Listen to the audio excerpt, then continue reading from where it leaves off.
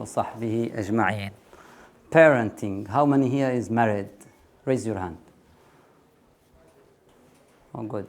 How many has strong intention to get married? Someone raises both hands. Okay, that means strong intention. Okay. Parenting. We have surah in Quran called Surah Luqman. Allah described Quran as a wise man. And when He told us the main aspect of that wisdom, what manifests the wisdom of Luqman is how he raised his children. The point here is to raise your children properly. This is the top of hikmah. And Allah started this surah with Alif Lam Mim Tilka Ayatul Kitabil Hakim. وَإِذْ قَالَ لُقْمَانُ لِابْنِهِ وَهُوَ يَعِظُهُ يَا بُنَيَّ. The first thing we can derive here is every single statement, Luqman, when he talked with his child, he used يَا بُنَيَّ. Every single statement. يَا بُنَيَّ, يَا بُنَيَّ. Same thing when Ibrahim talked to his father. Point here is the first thing in raising your child is to show love.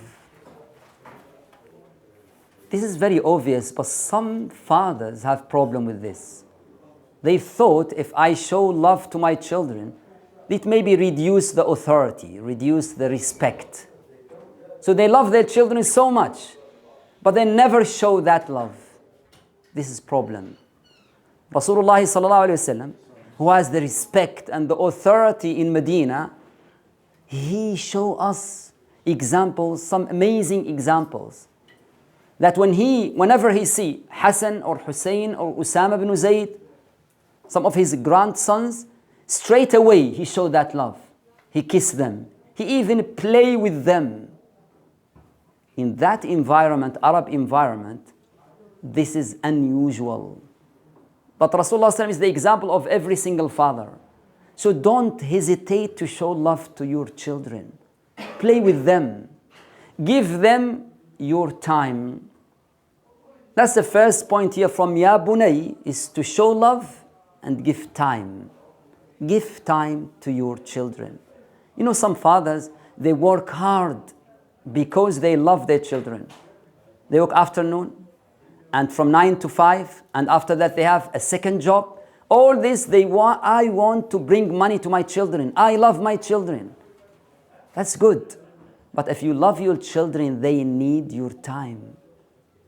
And when we talk about time, we talk about quality here, not quantity. Who can explain that for me? There's quantity and quality in time. You can give plenty time, but not in quality. Who can give me example for this? Go on. Let's say you're at home and you're sitting with your dad or your child. If you're just sitting there watching TV, not talking for 2 hours, that's a lot of time, but you didn't do anything. That's a lot of time. So watching TV 2 hours, you are with them in the same room, but actually you are not with them. Or even when your child talk to you and you look at your mobile phone all the time. That's not what I talk about. We talk about the quality. It means be a good listener to your children. Play with them when they are very young, like Rasulullah sallallahu alaihi wasallam used to do. That's very, very important. Do you know, if you bring to your children everything in this world and you don't give them your time, when they grow up, they will forget everything.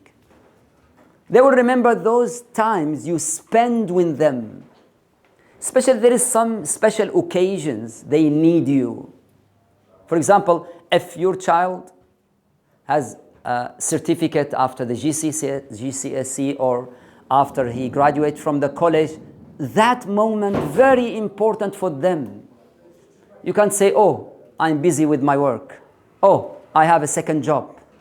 They will never forgive for you that moment if you are not there. Because for them, this is everything. I remember my sister worked in Al Jazeera documentary in Qatar. And one day she is about in the stage and they want to give her a certificate. And they're about to call her name to come to the stage to take the present. And suddenly the school rang her many times. Your child has broke his leg. So straight away she stopped everything and she left the stage. After that many years, when I asked my nephew, tell me one moment you never forget about your mother, he told me this story. So our children need our time. So for those people who always want to work in weekend, it's a message for every single father in Western countries especially. Don't work on weekend unless it's a necessary. If you work in the weekdays, so the weekend is for your children. Give them your time. Go to the park. And don't look at your phone. Go to the park and enjoy your time with them. That's all under Ya Bunay. Show love and give them your time. وإذ قال لقمان لابنه وهو يعظه. Mufassirin, they reflect upon this statement. They said the ayah, if it's not in Quran, could be وإذ قال لقمان لابنه يا بني. When Luqman said to his child, "Oh my son." But Allah said when Luqman said to his child, while he give him موعظة. موعظة in Arabic, when you give a serious speech. That serious speech, Allah make between brackets, it means, the point here is, don't give advice to your child all the time. That's one of the major mistake in tarbiyah. If he break any plate, that's a long advice. Don't say that. I told you, don't do that. If he come late 2 minutes, don't do that. Some parents, they give a speech or khutbah in every single action. We are human beings. We make mistakes. So if you give me advice in every single moment, I can't then realize what is the major mistake, what is the minor mistakes. Yes, go on. What happens if your children ignore their parents? Ignore their parents. Okay, we'll come to that.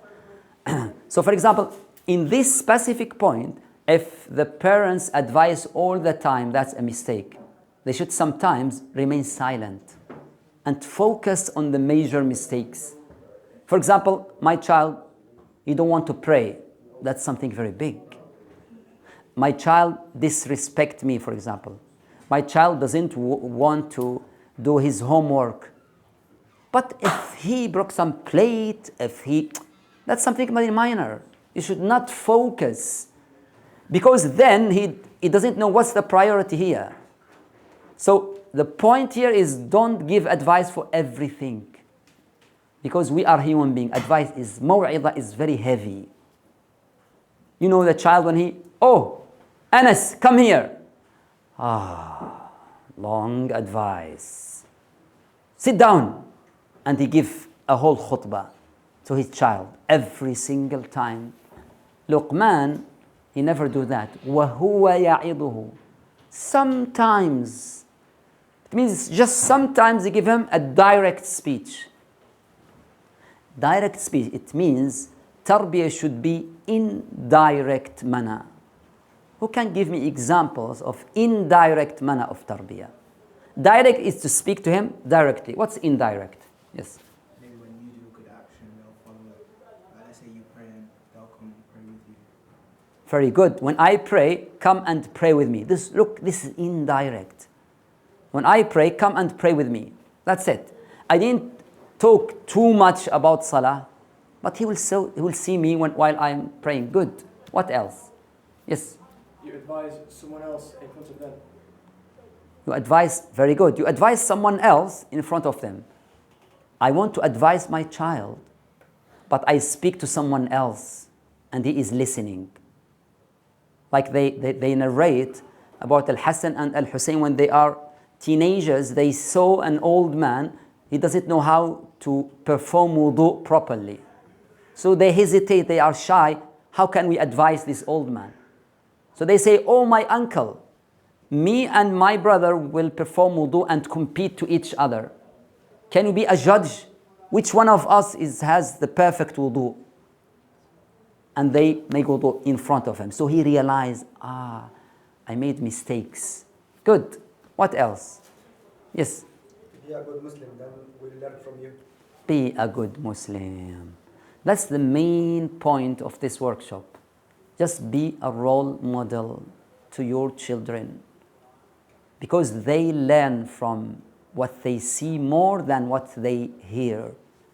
They see all the time, and in their unconscious, in their memory, they learn a lot. So I would say in this, the most important value you can implement to your children is honesty, is sidq. Honesty is the most important value. Do you know, children, they're curious. They speak a lot, they ask a lot of questions. Some fathers or some parents, they just sometimes respond with anything, sometimes respond by lying. They thought he is very young. This is dangerous. At Rasulullah one day, a mother called her son. Oh, my son, come, I have something for you. And she make her hand like this. So Rasulullah said, do you have something in your hand? She said, yes, dates. Rasulullah said, if you don't have anything, angels will count it as a lie. Can you imagine? As a lie, when you say to your child, just in the case of to come from upstairs, I'll give you something, and you don't give him anything. That's in their unconscious, you are not honest. One time after time, you break this respect. So honesty is very, very important. Oh, I will take you to the park next Sunday. And next Sunday come, oh, I'm very busy. One time they can forgive you. But if you repeat it a lot, there's a problem here with honesty. My dad every time promised us and he never fulfill his promise. Problem. Because you thought, this is my kids. They will love me anyway. No, honesty is very, very important. Very important. So be a role model. Number one is honesty. So sidq.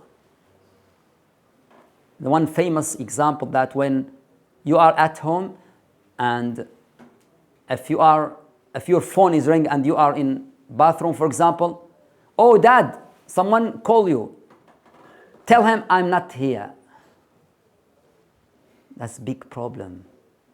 And you know, if you are Arab, there's a famous kids song called Baba Telephone. Do you know Baba Telephone?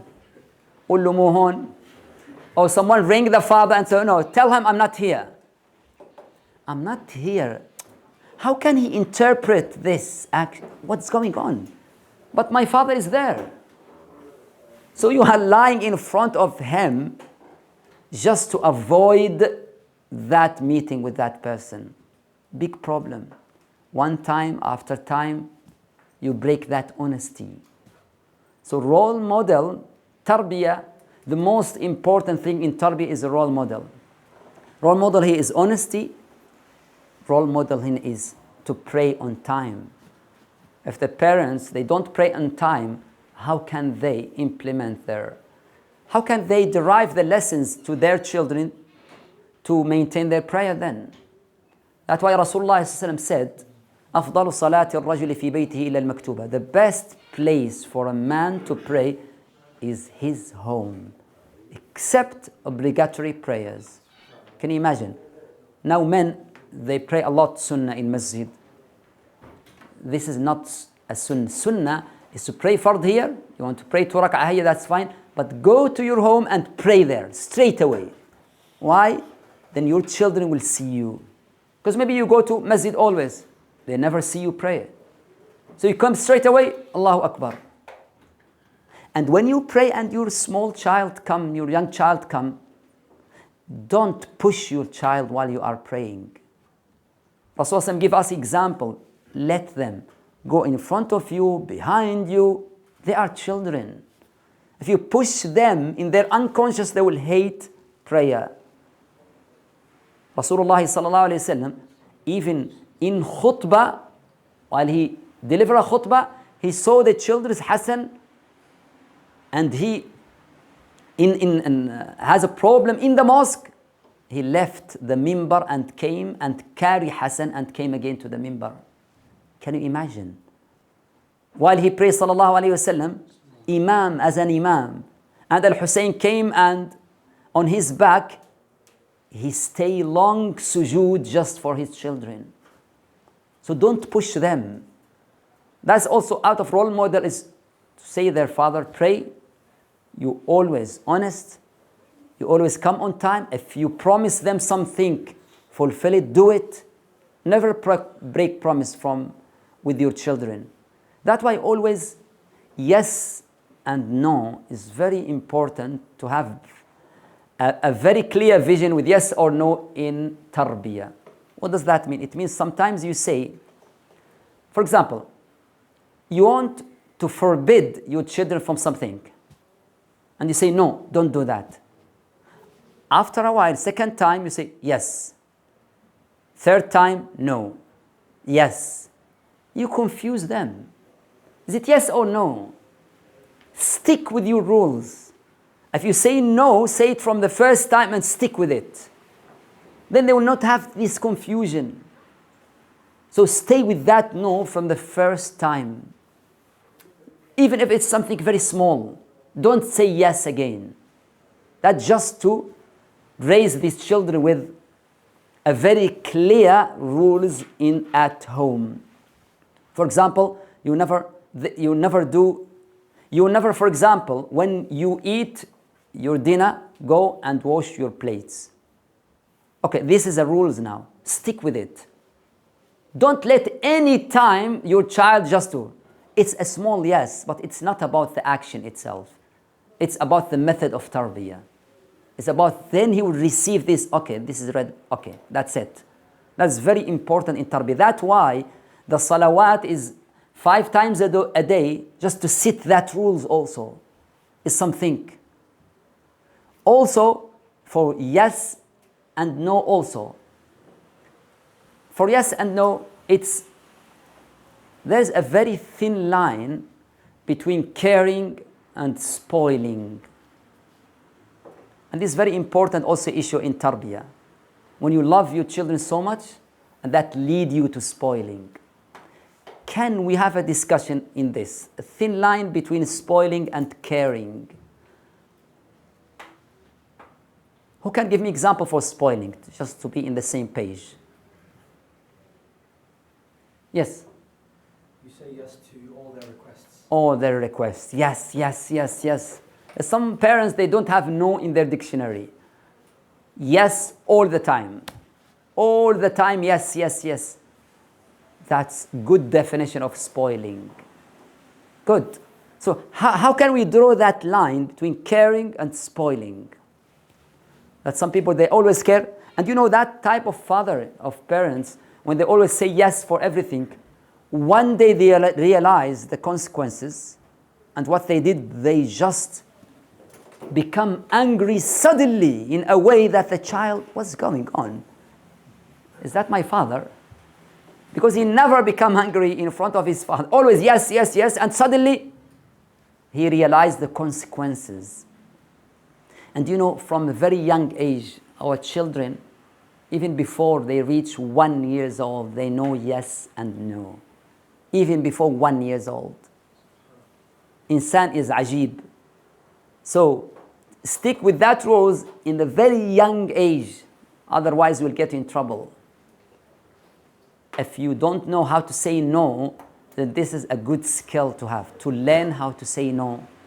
I know some people here will seem strange for them because it's normal for them, but I know many fathers, no is difficult for them to say no. Many people. That's why there is a very famous book called How to Say No. I don't know if you read this book or not. It's a very phenomenal problem in some people. They can't say no.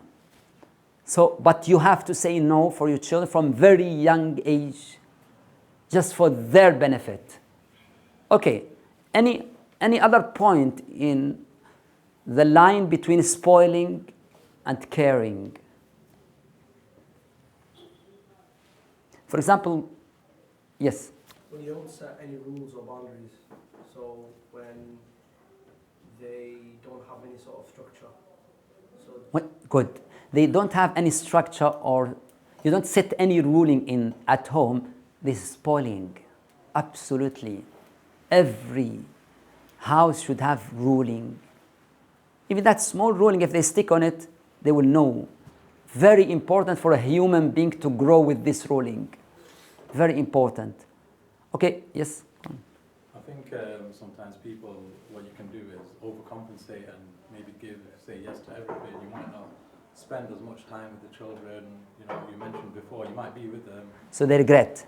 Maybe regret, and this is a way of just easy yes. I can show love Okay, to the okay. child. I think that's what some people do. That's a good point. So he didn't spend a good time with his children, so he regret about that. This is easy way. And so to say that, so okay, yes, because he has that regret.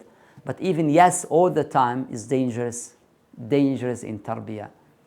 That's why in Sharia there is muharramat, there's forbidden things in, because that's the nature of a human being.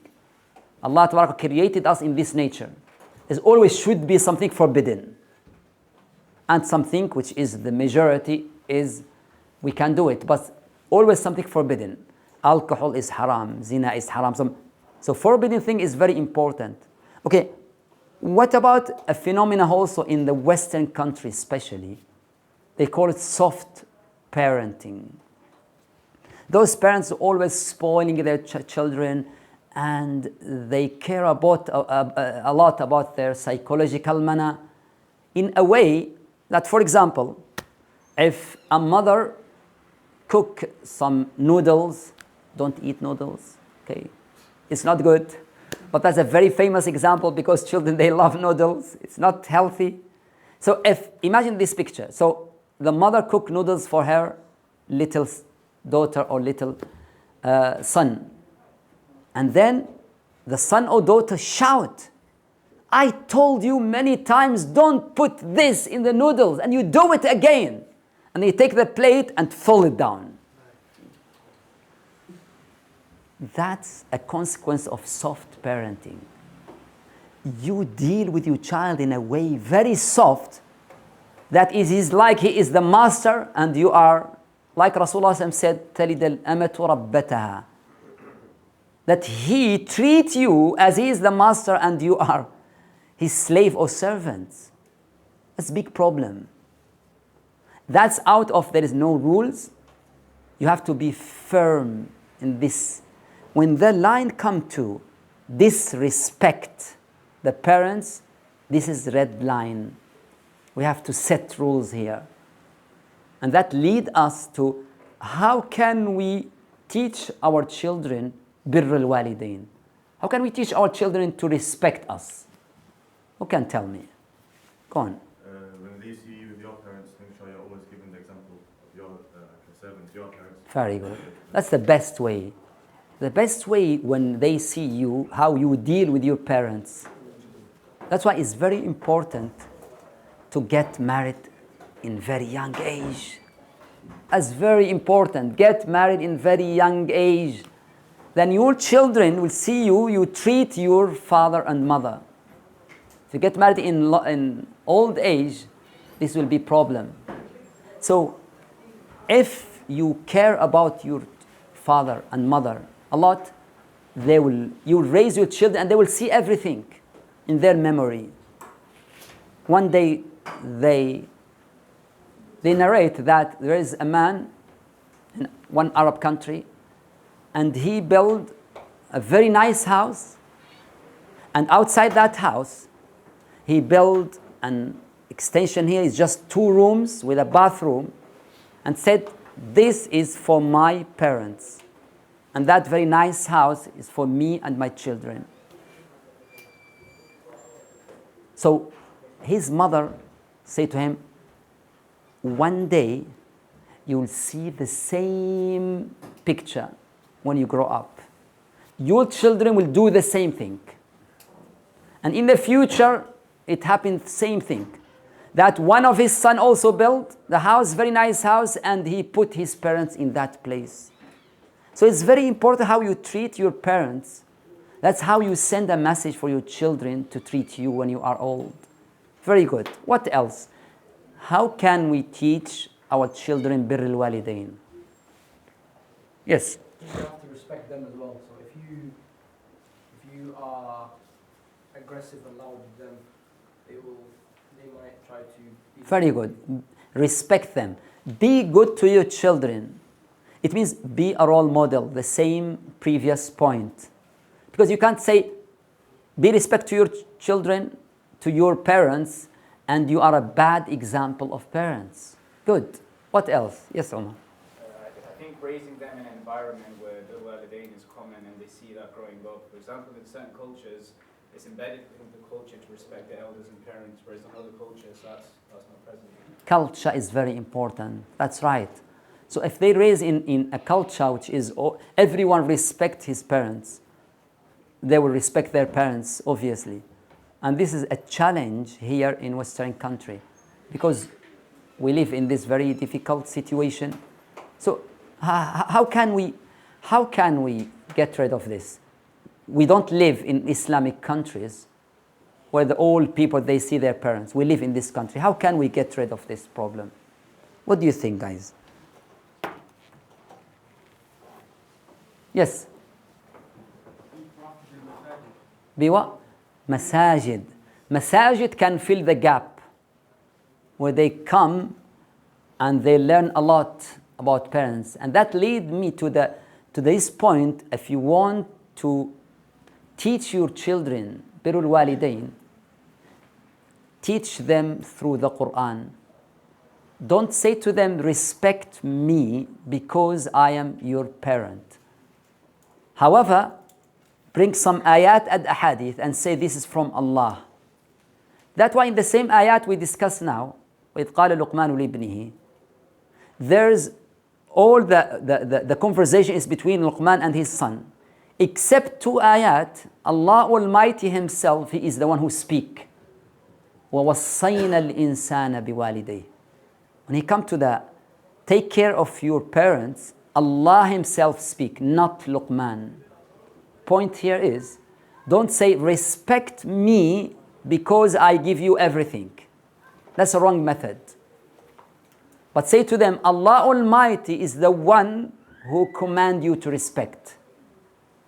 There's a difference. Because in Western country, if you say to them, okay, respect me because I bring everything for you, they can go to someone else and they will give them everything. Especially in this country. But always related to Allah Almighty says, or Rasulullah Sallallahu Alaihi Wasallam said. That's why it's very important from very young age to have a gathering with your children and talk about birrul walidain, especially from a book like Riyadus Salihin. Discuss some ayat and some ahadith. That's a good way to, okay, that's a soft parenting, which is one of the very famous phenomena here in Western country. Another phenomena in Western country is that we are Muslims. We have special identity. When our children go for camping, for example, or with their friends, non-Muslims, and the time of prayer comes, some of them, they feel shy to pray in front of their friends. How can we solve this problem? Yes. How can we teach them to be proud that they are Muslims, that they are different, they are unique, that Allah has chosen them? Yes. Maybe you teach them about Allah and how we should glorify Allah and the bigger purpose in life rather than... Bigger purpose in life. So it's very important to teach your, what's your name? Rahman. Very nice point. Very important when you teach your children. It's not about how to pray, how to fast, how to make dua, how to recite Quran. It's about why. Why we are praying, why we are fasting. The question why is very important in tarbiyah because it related to connecting them to love Almighty. Why we are praying? Allah has chosen us, invited us to have a conversation with Him. the one who controls everything in this life. When you teach them that, they will be very proud. If a girl wear a hijab, she know what does hijab mean. It's not a piece of cloth. It's identity. I'm Muslim and I'm very proud that Allah has chosen me. That's very important. However, the problem is some parents wear hijab because you are Muslims, but she doesn't know what does Muslim mean. Where's this identity? Or wear hijab because what they will say about us. Wear hijab because all your aunties are wearing hijab. These are not good reason to give to your children. But relate that to love of Allah and His Messenger sallallahu alaihi wasallam.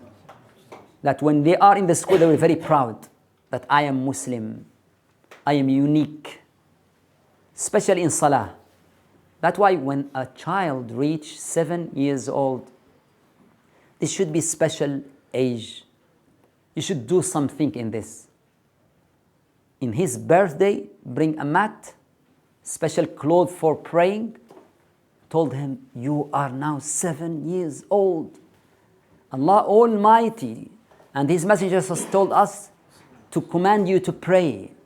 So you are now very honored that Allah Tabaraka wa Ta'ala now give you permission to start, have a conversation with your Lord. Make that special moment and bring him to masjid from 7 years old. That's very, very important moment. So in Western country, to that identity, my question for you, how can we raise Islamic identity in our children? Yeah. Link the role models to Muslim role models, so teach them the history young, so they will grow up loving them. Very good. History is a good way to raise the identity. One philosopher said, if you want to cut the roots of any nation, if you want to destroy any nation, just cut their roots. So we have special roots, which is Anbiya'ullah and Rasulullah sallam and his companion and all the Salaf and the big leaders. If our children doesn't know anything about their roots, then it's difficult to have that strong identity. That's why seerah of Rasulullah from very young age. And alhamdulillah, nowadays we have a lot of very good cartoons in many languages. The child can watch the whole cartoon about the life of Rasulullah. And you just ask them, and I have experience from this with my daughters. They watch a cartoon from very young age and they finish the whole seerah before 5 years old even. Because cartoon now is amazing and it's just stories with entertaining, so it's very easy. That's very important, the seerah of Rasulullah. When he starts to read, it's very important to have a small library in your house, small bookshelves, and choose that books carefully. You know, in this country, alhamdulillah, they teach them how to read very quick. But what they read is all their culture. We need some books chosen carefully for our children. Alhamdulillah, recent years, there's many good books for children to read. But you as a father or the mother, you just bring that books. I will tell you something, if the children, they always see their father or mother read, they will build the habit of reading. Even seeing the book on the house all the time, that bring that child to love reading. Just seeing the books all the time. That's very important. Okay, what else to build a strong Islamic identity?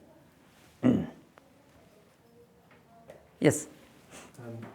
For example, if you take your family out for the day and time for prayer comes in, you make it priority, okay, we're going to go and pray now and not delay it, so they know that no matter where they are, very good. prayer comes in, they pray. MashaAllah, may Allah give you a pious wife. MashaAllah. So he said, if you go outside with your children to traffic center, to the park or anything, and the time of salah comes, so straight away say, we have to pray. Send him a message that time prayer is something sacred, something red line. When you are in camping or on a trip, always pray on time. Let's send them that message. Very important. Don't say, okay, we'll pray when we come. That's not a good. Is there any mosque here? Is there any room prayer here? Just that question. Very important for them. Good. Identity, Islamic identity. Yes? Communicate with other Muslims' family. Communicate with other Muslim families. That's very, very important point, especially for us here. Communicate with other. If you find a good Muslim family, this is very rare now. If you have a good Muslim family, try to build that relationship with them. Not for you. Even if you don't like it, it's for your children. Especially if they have the same age of your children. It's very important to visit each other, to go with each other to the park, to the trip, to camping, because they will learn from their same age more than what they learn from you. So that's very important. That's why masajid should have this also initiative, that when we bring families together, the people that you know in the masajid is the best people, especially in the Western country. So that's very, very important. Any one of you in very young age, he have a good relationship with other families which that affect his life. Yes, go on. Where are you from? Yemen. Okay, you grow up in Manchester or in Liverpool? Liverpool. So no, I know where I'm from. Liverpool is a good community for Yemeni.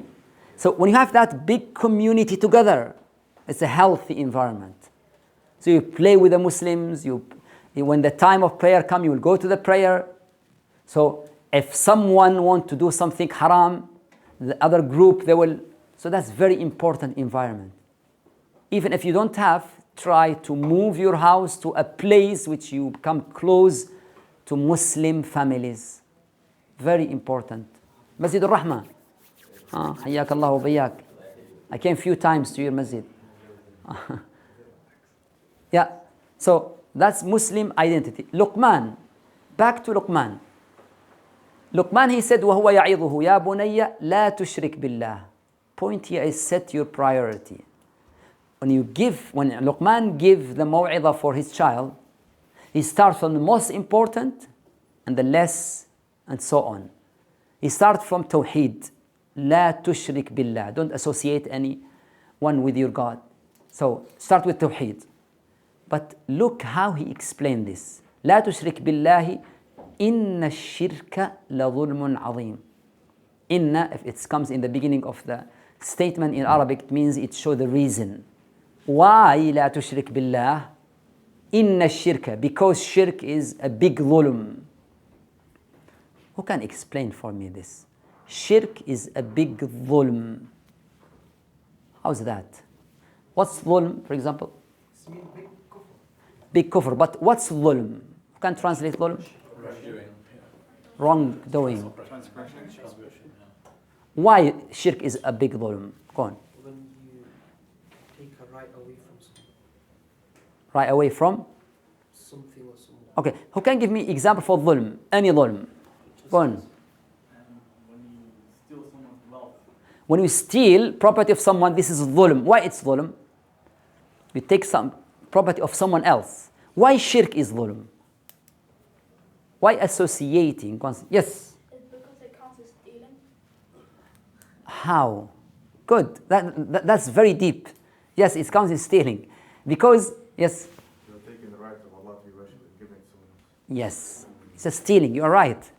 Because Allah give you everything. He raised you. He provide you everything. He give you everything. And then you turn it back to Him? No, to someone else. So take it from Him and give it to someone else. That's dhulm. But my point here is, Luqman want to make, when he explained the Tawheed, he explained it in two ways. In emotional way and rational way. Emotional way will come in the next ayah. This is now rational way. الشرك ظلم عظيم. Never associate, because the one who give you everything and you return it back to someone else, that's not fair. It's literally not fair, he want to say. So that he speak rationally now.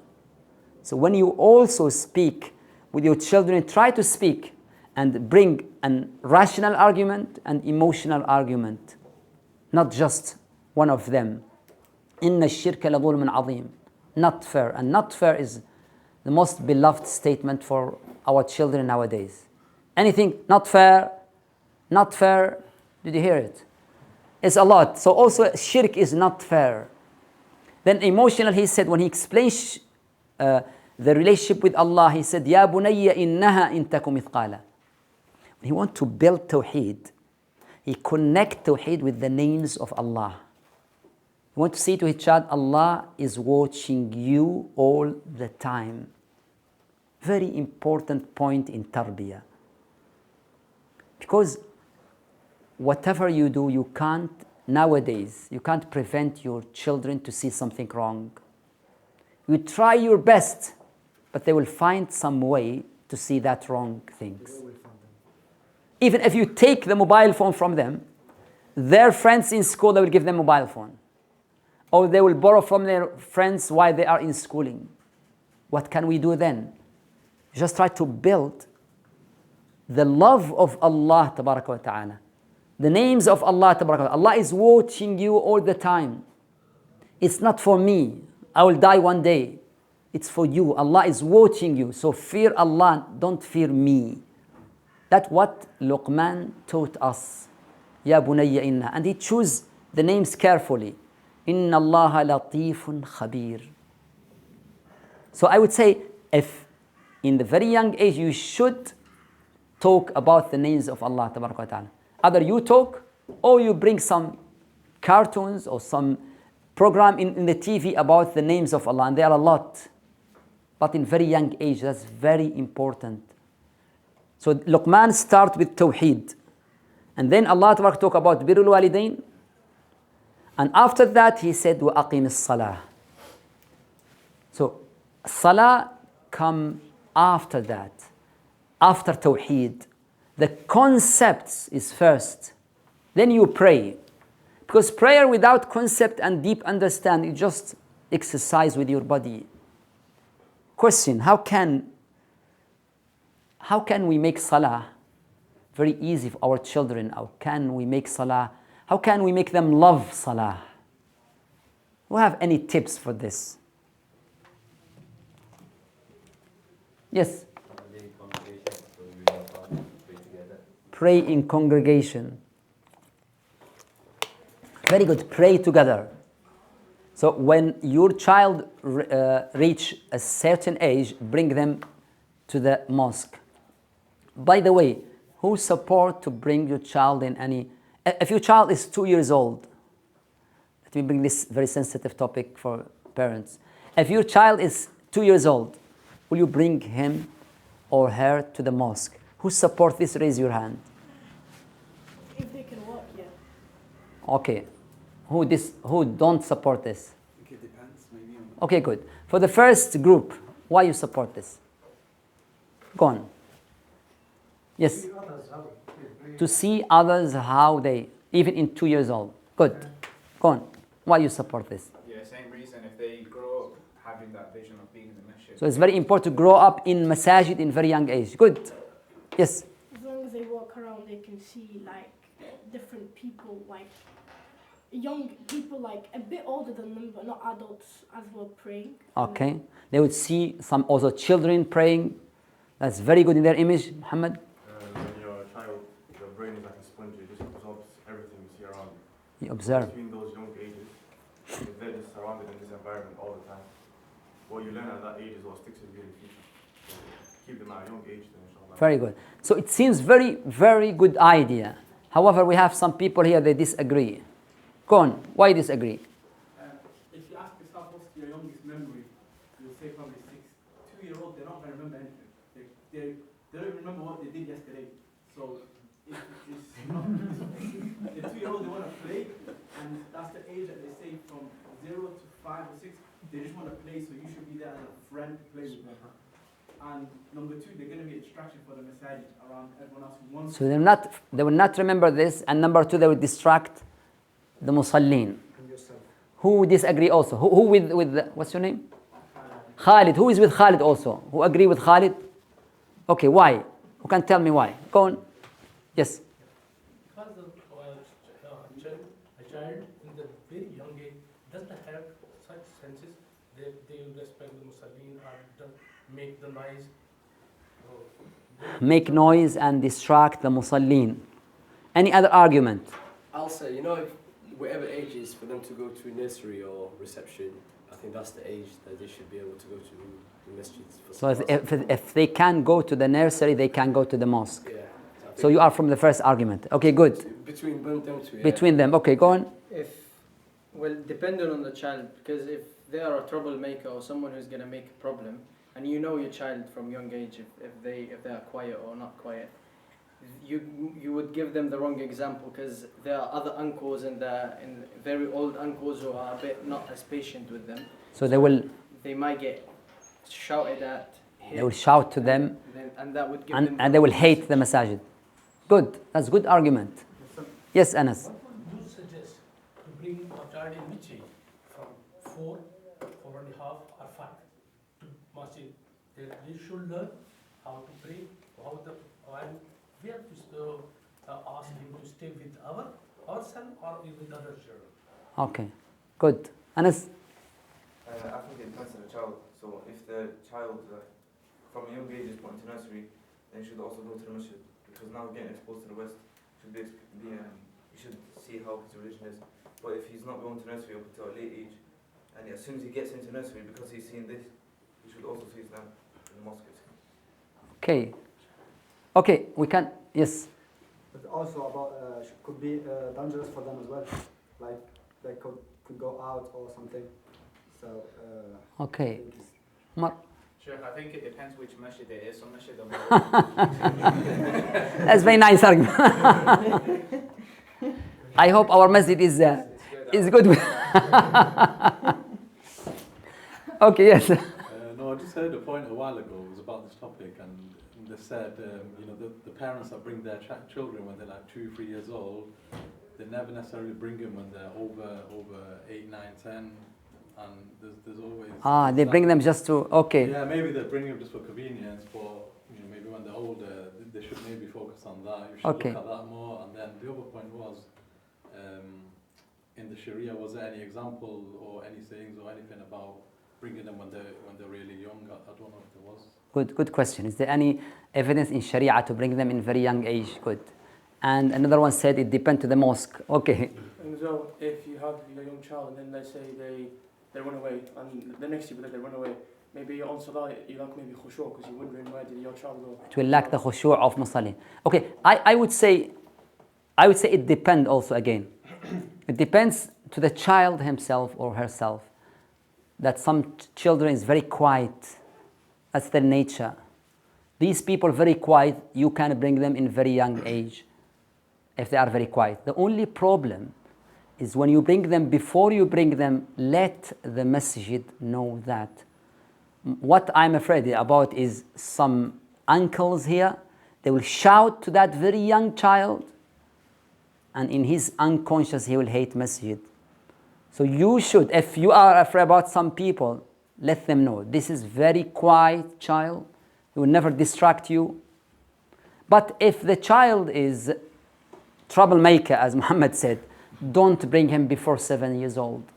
Don't bring him if he's troublemaker. Yes, he will. Masajid, you can bring him in the time, not the time of prayer. After the prayer, you want to go and see. But in the time of prayer, if he's troublemaker and very young age, under 7 years old, that's problem.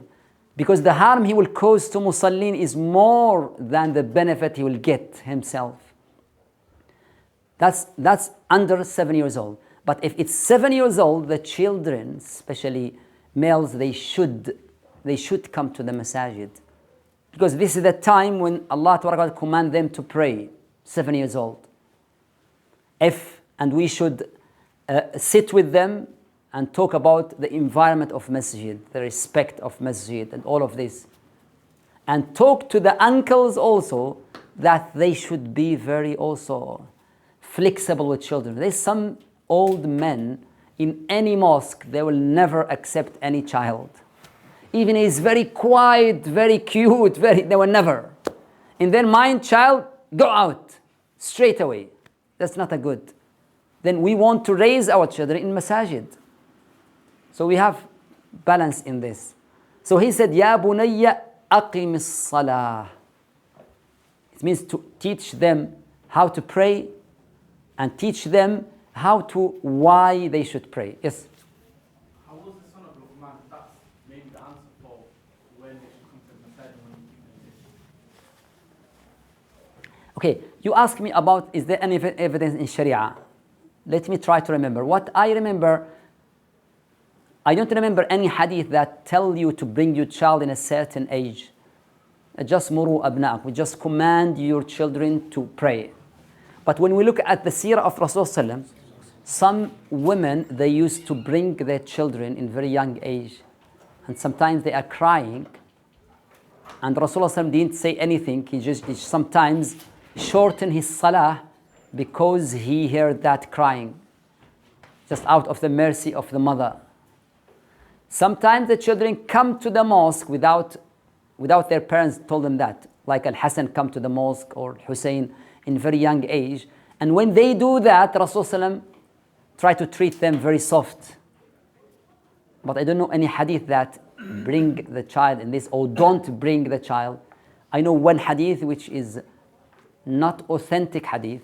And maybe some imams, they love this hadith to mention, which is I think in Sunan ibn Majah that جنبوا مساجدكم صبيانكم ومجانينكم.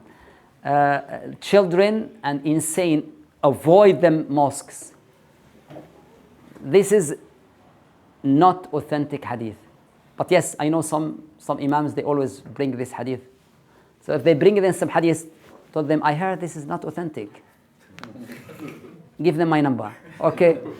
So there's no hadith here or here. Don't bring or bring. But it depends to the hikmah, depends to the maslahah. Luqman after salah, he said, وَأْمُرْ بِالْمَعْرُوفِ وَانْهَ عَنِ الْمُنْكَرِ.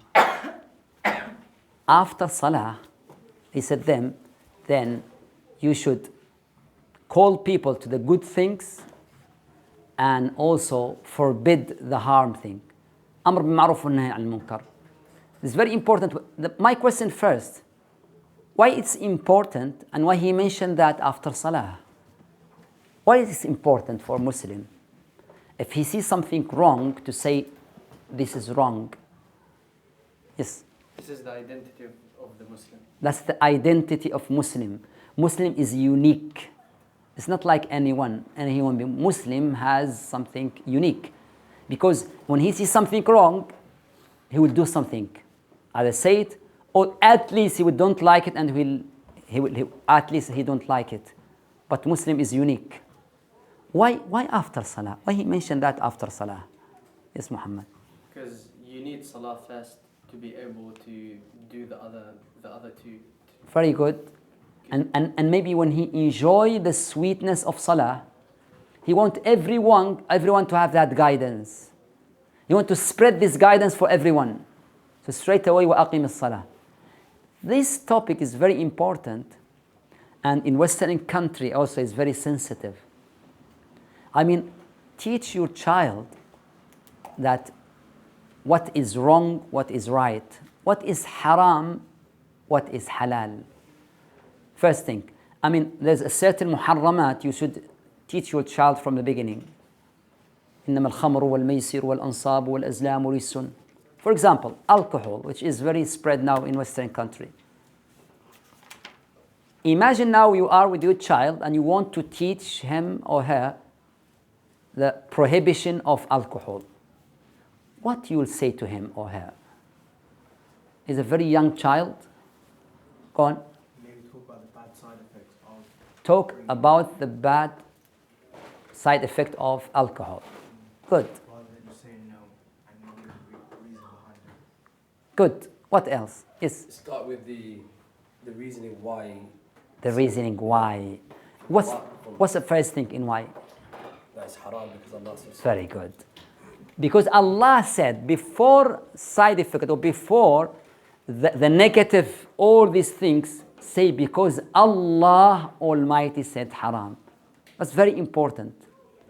Haram because Allah said. Even if we know that the effect or not, before everything Allah Almighty said. That's the example of Adam. When Adam, Allah told him, eat from all these trees except one. Why this one? Allah didn't tell us why this one. But because there is something haram, because Allah said, He wants to test if we control ourselves or not. If we love Him more than anything or not.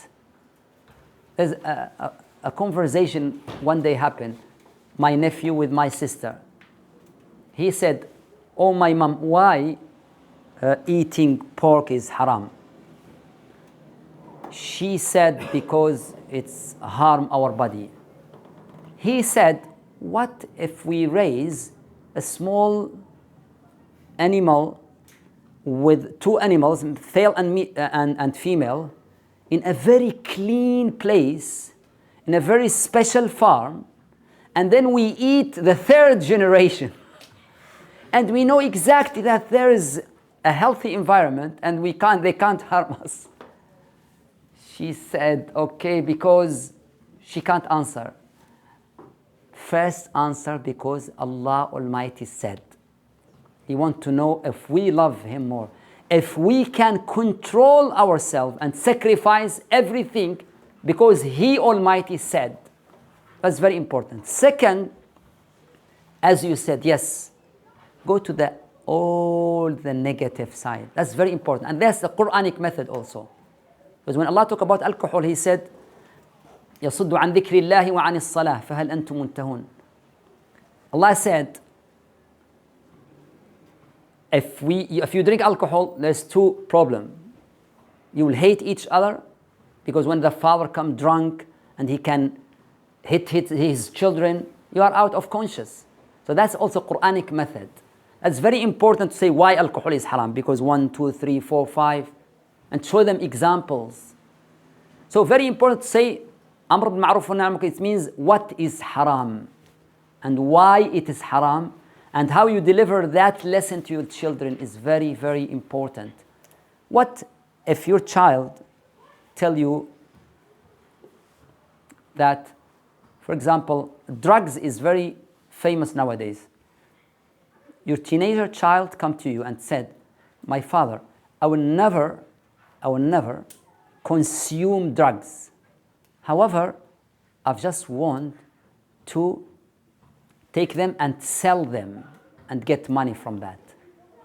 I will never consume them, but they just offer me a car in the last model, and my job is just to take that drugs and give it to that person and take the money and give it to them. What's the problem with that? I will never consume them.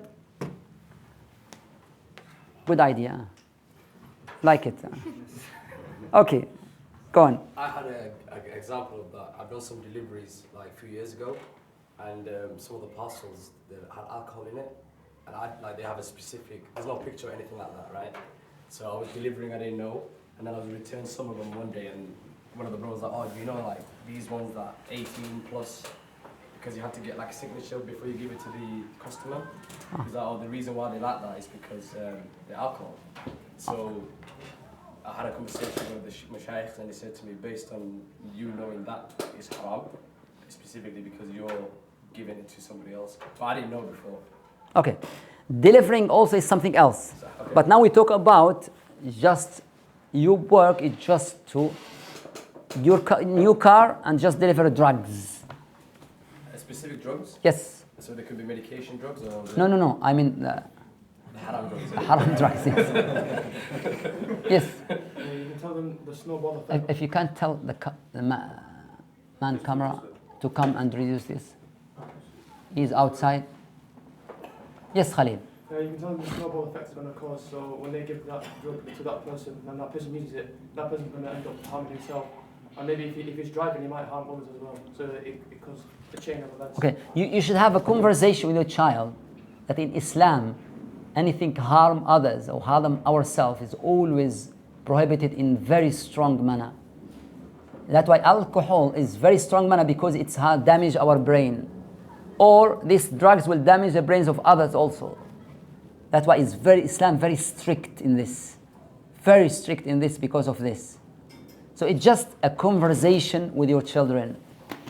That leads us to have a conversation with your children. You know, they said from 0 to 7 years old, you can give commands to your children without mention the reason, without say why. But after 7 years old to 10 years old, you should mention why. Go this because this is this. After 10 years old, you should have a conversation. Conversation when they are teenager. The teenagers, they will not accept only commands without conversation. Because now they feel they are grow up and they are adult now. They need conversation. So it's very important for any parent to train yourself with have a conversation with your children, especially when they are teenagers. Take them to a cafe or any place and have a conversation. That's very important. Very, very important. وأمر بالنهي عن المنكر واصبر على ما أصابك إن ولا تصعر خدك للناس ولا تمشي في الأرض مرحا. He talked about some etiquettes. How you eat, how you walk. Islam is a comprehensive religion. That's why we have, as a Muslim, some etiquettes, how we eat, how we drink, how we sit. These small things, there's plenty of ahadith of Rasulullah to make it's also part of our identity. That we drink from right hand or eat from our right hand. When we eat, all these small things is what shape also our identity as Muslims. A comprehensive. How you talk, I mean the manner, which is this all the parents teach their children. That's also very, very important. Yes? At what age do we tell children to read Quran, to like start to revise Quran and remember Quran? Very important question. Now we come, in which age you should teach your children learning Quran? What do you think, guys? Who have experience with this? Before I talk. 7 as Salah. They said the teaching, it depends to the child first, and when the child know how to read and write, that's the time of teaching. Usually Ibn Khaldun talk about this in Muqaddim, and he said there is a method in the west that time it means the North Africa and Andalus, and east that time is Egypt and Gulf and till Naysabur.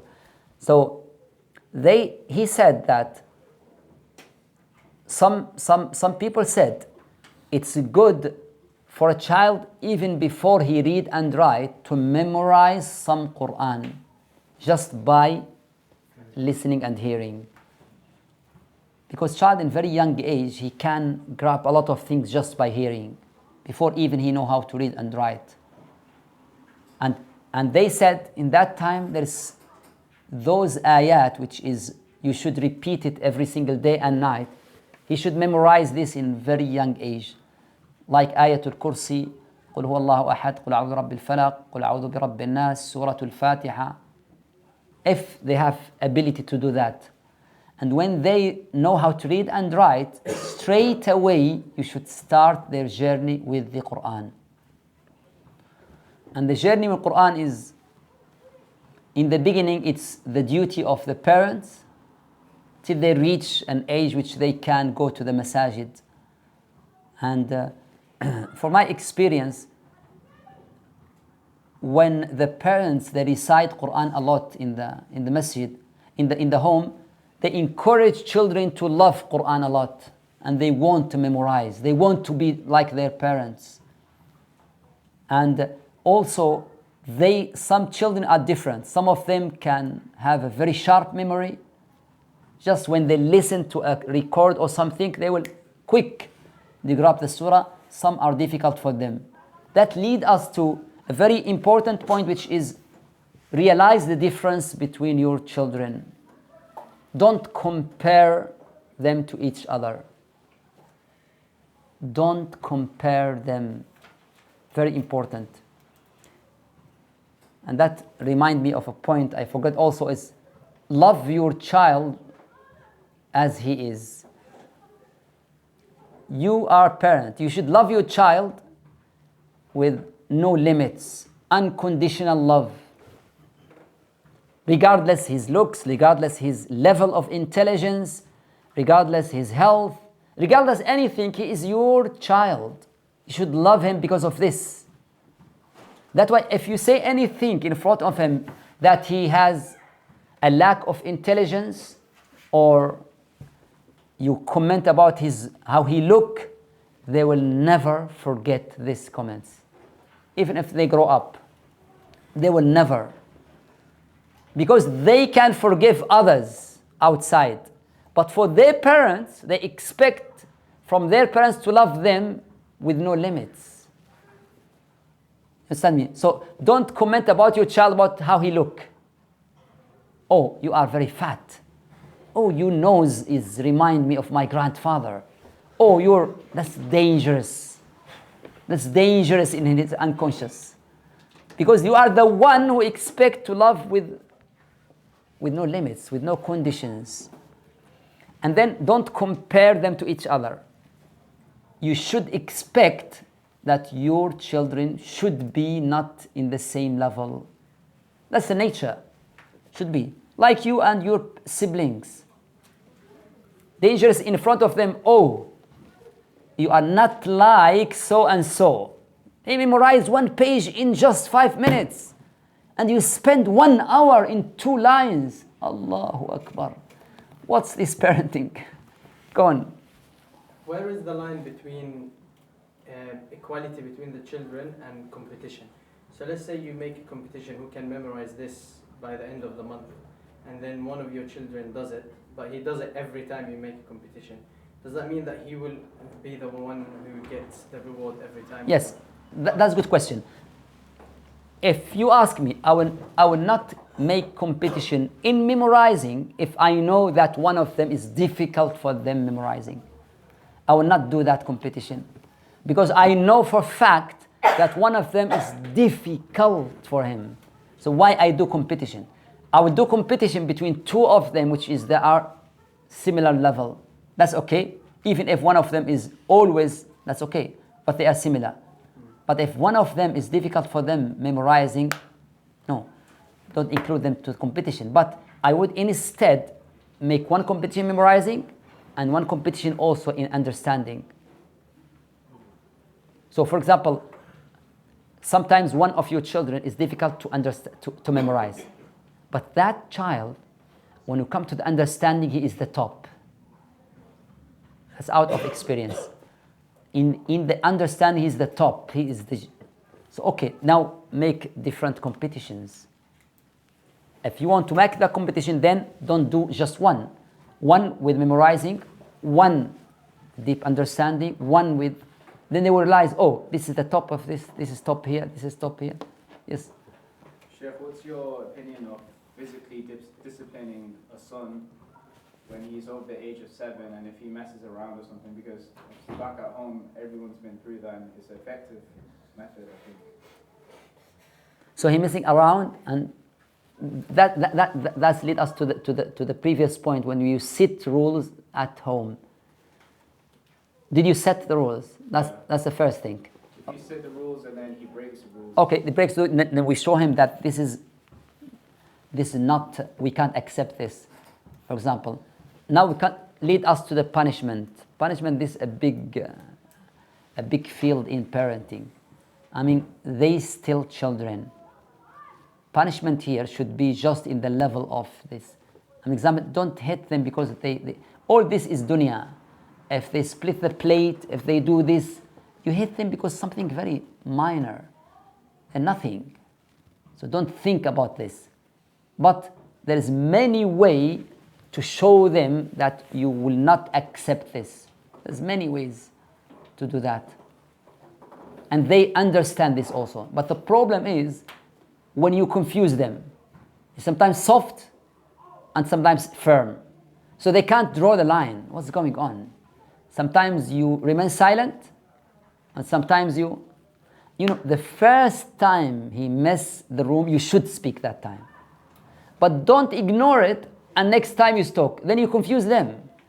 But I did it last time and he say nothing. Why he speak this time? So you confuse them. Yeah.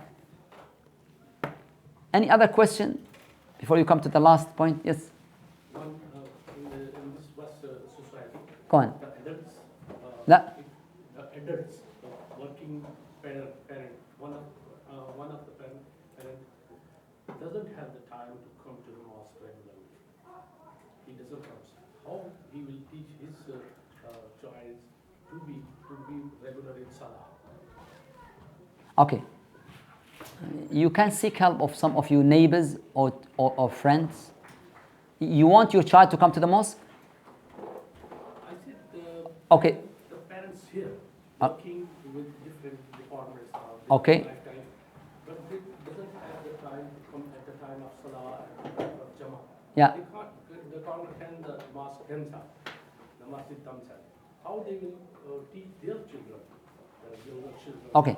He asked about a parent or a father when he was very busy, he can't come to the mosque, and how can he teach his son to come to the mosque? I think it's just by teaching. You can say, I have an excuse, I'm very busy, but when you have that free time to come to the mosque, don't miss that small time.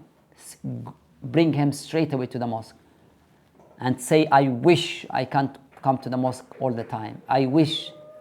That's number one. Number two, you can seek help of the environment. If you have your brother, for example, otherwise you can say to him, pray at home and be the leader, the imam of your mother, for example, or your sisters. But the most important also, that busy man, he should also reflect upon his job and try to give time to his children. The person Allah commands you to teach your children at 7 and then at 10 to discipline them, or what's the explanation of the discipline? Explanation here to show that this is something serious. Because this is for a ta'deeb, for tarbiyah again. Because we are human beings, and sometimes if we are not so serious, that we are serious and firm, they will take it as a joke. So that's why after 10, you should be very serious. Before 10, you should be very flexible. Yeah. We spoke about how to raise them mentally, and but there is another problem: how we can raise them physically good as well. So how we can balance between. How can we raise them physically? I think the most important thing is we look nowadays. The parents should be very firm with the junk food and all this takeaway and all this stuff. Parents should be very firm with this.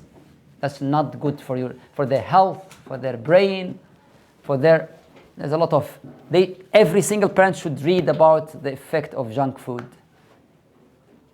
Number two, they should train them, go with them to exercise, make them a member of in football, in volleyball, in any exercise that's very important for their, especially if they are. It's not easy, Sheikh. It's challenging because if you bring them to madrasa 3 times and it's a bit challenging. Definitely tarbiyah in Western countries is difficult, but it's possible. It's difficult, but it's possible. But it's very important for them to exercise. Very important, absolutely, especially in this time. Yes. What age can kids go to the mosque and pray Fajr? I said before that from 7 years old they can go, but if before that, it depends to the child. If he is quiet, he can come with his children, with his father. If not, it's good to stay in. Yes? When I was like 8 to 12, I used to go to this masjid and they don't let children go to the first row or the second row. And if they find a child there, immediately they go to the back. There needs to be like a row for the children. Is this something from the Sharia or is this not supposed to happen? That's a good question. Some masajid, they put children in a separate line in the end. Yes, that's a Hanafi madhab. And they have a hadith in this, but for many muhaddithin is not authentic hadith. But children, they should not be behind the imam straight away. Rasulullah said, those who behind the imam should be just adults, not children.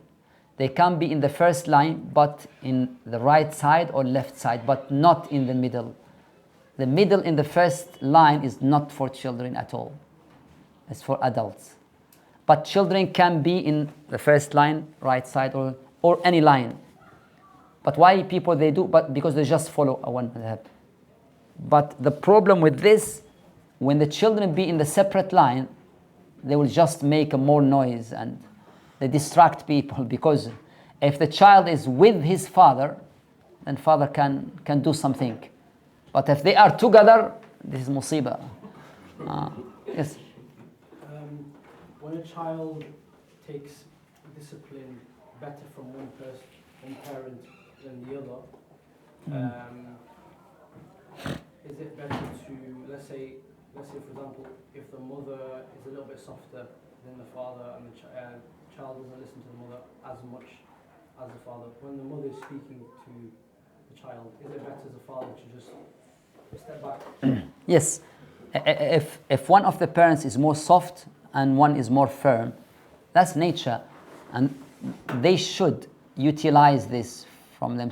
Parents, they always, if for example, if they want to prohibit the child from something, the soft one, he should say, go to your father, for example, as the father is firm, and the opposite also. So they should utilize this different nature of themselves. Sometimes they get worried that, for example, if I step in, the discipline will only come in when I'm at home. So if I leave, the child will not. No, but sometimes even the father is not there and they say, I will tell your father, that's enough. This is nature. This is nature. But they should just deal with each other, parents, not make confusion to the children. Yes? What about the salah and fasting, for example, with the schools? Some schools object to practice Fasting for child or Jum'ah. Most students miss Jum'ah. Oh, good. Okay. Children, Jumu'ah in Western countries, some schools they reject for children to pray Jumu'ah, and some schools they prevent people to fast. It's a good question. We have to realize and know that fasting and prayer before adulthood is just voluntary. It's not obligatory for a child to fast or pray before he become adult. All these things is just to prepare them. So if there is no way to pray, they can pray when they come to home, because it's not obligatory for them. Either Jumu'ah and fasting. So we can, if we know that it's not obligatory for them. So if it's difficult for them in this environment, yes. But when they are adult, that's another talk. Allahu a'lam. Wallahu a'lam wa sallallahu ala abdi wa rasuli sayyidina Muhammad. Alhamdulillah.